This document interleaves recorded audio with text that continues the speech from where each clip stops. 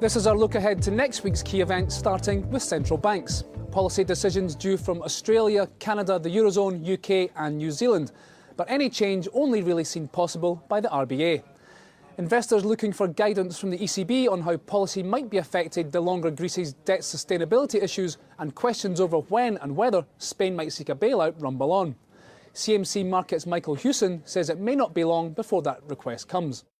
We've got some PMIs coming out next week. We've also got the latest Spanish unemployment figures, and they're expected to paint a continued deterioration in the unemployment numbers, not only on the headline figure, which is above 25%, but also on the youth unemployment figure, which is well north of 50%. I can sort of expect to see Mr Rajoy ask for a bailout sometime in the new year. Focus next week also on Spain's efforts to chip away at its massive 2013 funding needs. Madrid selling bonds on Thursday, as is France, and before that, Germany sells €4 billion of two-year paper on Wednesday.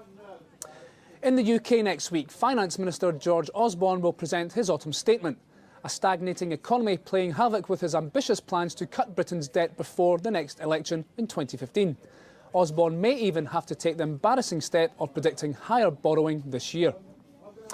In the US, next Friday sees the release of the all-important non-farm payrolls report.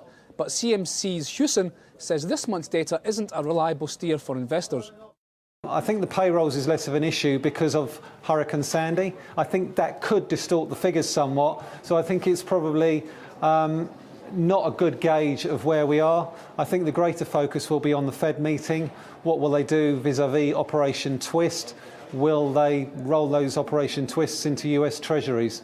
On the corporate front, TUI Travel releasing preliminary results on Tuesday. S&P revised its outlook on the German-based travel operator to positive this week, saying it has improved its financial performance beyond expectations. Q3 trade figures from Tesco on Wednesday.